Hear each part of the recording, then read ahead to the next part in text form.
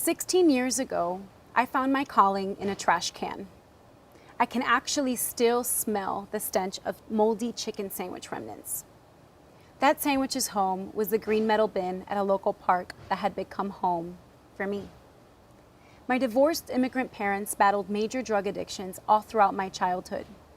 I found my purpose while pulling wrinkled newspaper pages out of the garbage.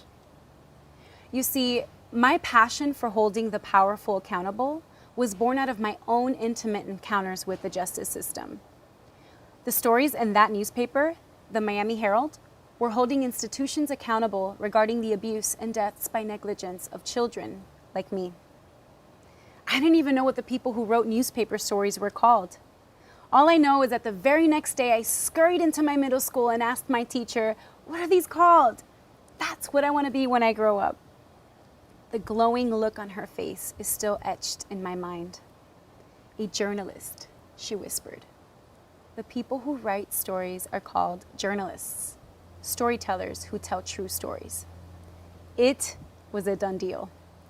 Years later, I would become a 16-year-old intern at the very same paper, and eventually the reporter who would break one of the country's most pivotal social justice stories of its time, the death of Trayvon Martin. Today, I'm the national immigration reporter for the Miami Herald, the very same paper I had discovered all those years ago.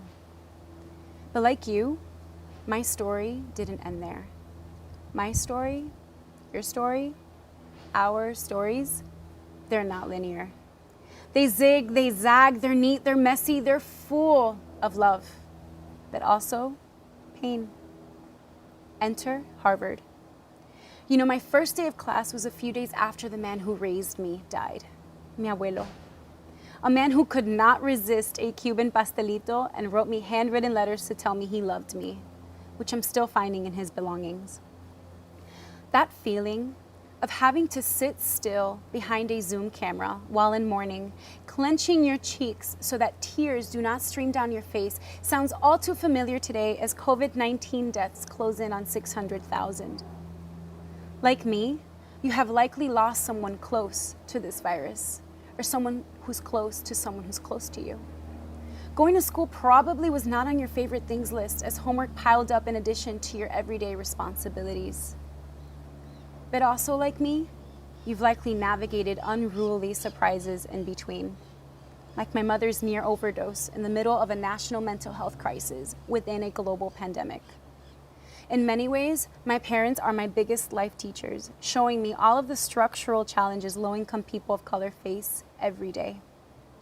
There are moments that make you more resilient, experiences that grow your heart so that you can continue to trek through. That's what Harvard is all about. It's those very classes that helped us navigate this very specific season in history, oftentimes in very personal ways. It's about becoming knowledgeable about the structural and systemic contexts of the communities I cover as a reporter every day, and the one I come from as a poor woman of color who started her education at a community college while working a full-time job.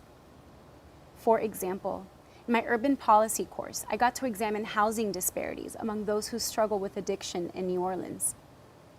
In criminology, we explored restorative justice measures and their success rates versus punitive ones. In storytelling and global justice, we learned about how writing actually brings about healing while bringing in survivors of gun violence to class. In our health disparities class, we examined health outcomes. Who gets to live? Who dies? How is that connected to race, wealth, class? And like my mom, who, if anyone, gets access to rehab?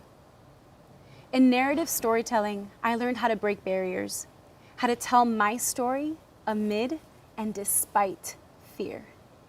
In the words of Viktor Frankl, a psychiatrist, philosopher, and Holocaust survivor, when we are no longer able to change a situation, we are challenged to change ourselves. As storytellers, we all have a choice in determining not necessarily what our stories will be, but rather what they will mean. We have a responsibility to truth, as our motto Veritas is emblazoned on our fresh diplomas. Truth moves us to healing.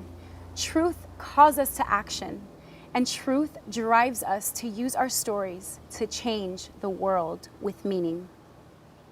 So tell me, as you walk into your truth, what will you do with it?